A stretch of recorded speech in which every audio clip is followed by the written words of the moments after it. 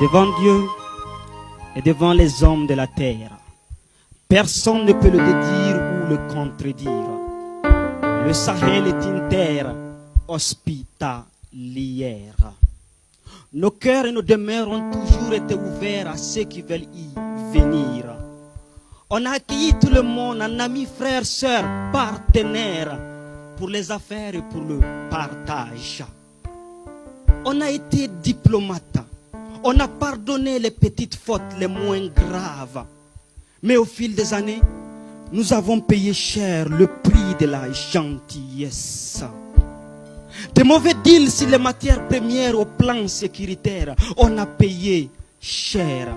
On n'évalue pas nos pertes financières, n'en parlons pas de nos pertes en vies humaines. On était fatigué de compter nos morts civils comme militaires. À chaque virage, à chaque passage, c'était le carnage qui décourage. Au fait, nos amis et nos partenaires d'hier étaient les amis de nos pires cauchemars, la tombe de nos espoirs. Mais comme il est dit qu'au bout de l'espoir, il y a l'inattendu, et au bout des tunnels se trouve la lumière. Après tant d'années de souffrance et d'abus, le 26 juillet 2023, une date a changé le Niger et a concrétisé l'AES. Elle a su essuyer les larmes de nos heures sombres et faire place à une nouvelle ère. Il est dit qu'aux grands hommes, les grandes batailles et qu'aux peuples résistants, les grandes histoires. Et depuis ce jour, l'histoire retiendra que l'AES a su se battre pour se vêtir de sa robe de dignité enfouie dans les cœurs. Sachant qu'elle ne fera plus la pluie et le beau temps sur notre sol en violant le bien de notre sous-sol, elle perd sa boussole et cherche à tout prix à reprendre le contrôle. Comme pour tuer un noir, il faut envoyer un autre noir. À sa demande et à sa commande, la CEDEAO décide d'asphyxier l'économie du Niger et pire, d'agresser notre territoire. Fermeture des frontières, suspension des transactions économiques et financières, gel des avoirs du Niger, mesdames et messieurs. Et que dire? Mais ils ont eu tort. Ils ont eu tort d'agir avec la noirceur de leur cœur. Ils ont eu tort de vouloir nous détruire.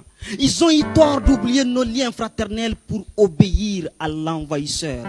Ils ont eu tort de s'en prendre au Niger, au Burkina, au Mali, bref à l'AES, pour son seul tort de vouloir être libre pour toujours.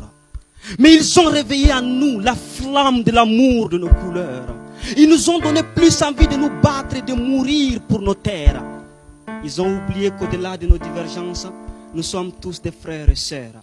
Et que notre cohésion sociale est plus forte que tout leur arsenal.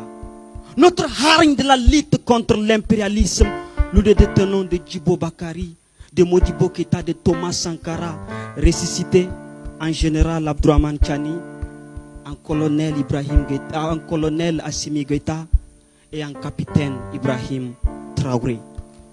Allez-y le dire à qui veut l'entendre. L'AES n'est pas un printemps de patriotisme, c'est un plein temps de patriotisme. L'AES n'est pas un printemps de la lutte contre l'impérialisme, c'est un plein temps de la lutte contre l'impérialisme. Eh bien, pour l'honneur de l'AES, nous sommes prêts à souffrir. Qu'il bombarde ou qu'il laisse, nous sommes prêts à mourir. Prêts à reconstruire notre société. Prêts à reconstruire notre santé, notre éducation, notre économie. Et que dire? Eh bien, il ira bien qui rira le dernier quart. L'AES compte réécrire son histoire à la sueur de ses fils et de ses filles. Pour ce faire, nous sommes venus de l'Est, de l'Ouest, du Sud, du Nord et du centre de l'AES pour un seul objectif. Le déclic de l'Afrique de liberté économique, technologique, scientifique, agricole, industrielle par l'AES. Et c'est possible. Voyons, le Niger qui hier était instable est aujourd'hui stable.